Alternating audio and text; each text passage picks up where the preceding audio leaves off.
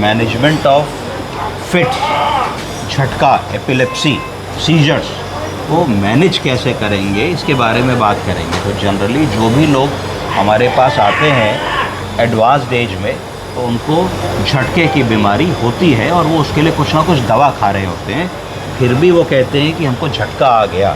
तो इसका क्या कारण समझ में आता है? सबसे कॉमन कारण होता है मिस्ड डोज, क्योंकि ये झटके की दवा ऐसी होती है जो आदमी को ताह जिंदगी कहानी होती है, और जब वो दवा खाते रहते हैं तो वो दवा ब्लड में एब्जॉर्ब होकर के एक लेवल बना लेती है। उन दवाओं को AED कहा जाता है, एंटी एपिलेप्टिक ड्रग्स।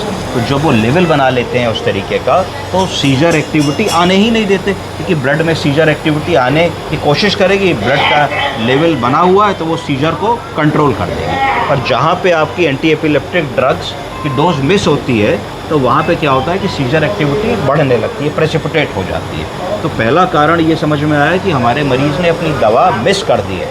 दूसरा कारण समझ में आया कि उसकी जो एंटी एपिलेप्टिक ड्रग है उसकी डोज बढ़ाने की ज़रूरत है, उतने से काम नहीं बन रहा है। और तीसरा कारण ये समझ में आया कि एक ग्रुप की दवा से काम नहीं बन रहा है, हमको दूसरे या तीसरे ग्रुप की दवा ऐड करनी पड़ेगी।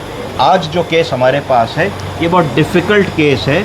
इनमें हम लोगों को 5 ग्रुप्स की दवाओं का इस्तेमाल करना पड़ रहा है जो एंटी एपिलेप्टिक ड्रग्स होती हैं, जिससे कि झटका ना आए। एक दवा से काम नहीं बना, 2 से काम नहीं बना, 3 से काम नहीं बना, 4 से काम नहीं बना, 5वीं दवा देने के बाद काम बना। तो हम सबको आज ये बताऊंगा कि क्या 5 ग्रुप्स की दवाएं हैं जो झटके के मरीज़ में हम लोगों को कई बार देनी पड़ सकती हैं, तब जाके झटका कंट्रोल होता है और न्यूरोलॉजिस्ट की सलाह लेनी पड़ती है।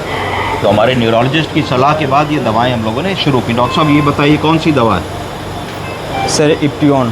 तो पहली दवा जिस पे मरीज़ था, इस दवा का नाम है फेनेटोइन टैबलेट, एप्टोइन के नाम से बिकती है। 100 मिलीग्राम TDS की दवा हमारा मरीज़ खा रहा था पिछले 8 साल से। ये उसकी फर्स्ट ड्रग थी जो चल रही थी। उसके बाद फिर उसने एक सेकंड ड्रग ऐड करी, पढ़िए क्या नाम है? सर लिविट्रा 500। लिविट्रा 500। लिविट्रा 500 का मतलब होता है कि लिविट्रिसिटम ड्रग उसने ऐड करी, 500 मिलीग्राम BD। फिर काम नहीं बना तो इसको हम लोगों ने 1 ग्राम BD कर दी। कितनी कर दी? 1 ग्राम BD। तो इसका मतलब 2 ड्रग्स को हमने फुल स्ट्रेंथ में कर दिया, बॉडी वेट के हिसाब से दूसरी ड्रग हो गई। इसके बाद भी इस मरीज़ के झटके नहीं रुके, तो फिर इसको तीसरी ड्रग हम लोगों ने ऐड करी। तीसरी ड्रग थी सर लैकोसेट। लैकोसेट 200 मिलीग्राम।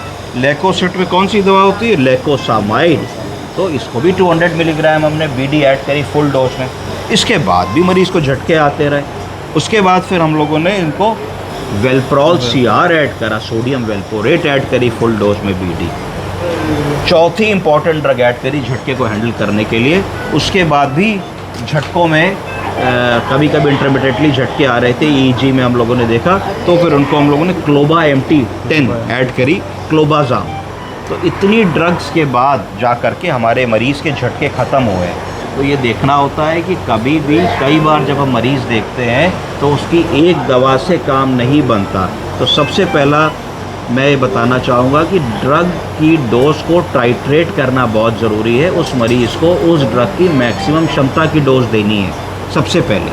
अगर मैक्सिमम क्षमता की डोज देने के बाद काम नहीं बन रहा है तो सेकंड ग्रुप की ड्रग ऐड करनी है मिनिमम डोज से, फिर ग्रेजुअली उसको मैक्सिमम डोज तक ले जाना है। उसके बाद भी काम नहीं बन रहा तो तीसरी, चौथी, 5वीं ड्रग ऐड करनी है और उस लेवल तक टाइट्रेट करना है जहाँ तक मरीज़ के सीजर या फिट्स ख़त्म नहीं होते।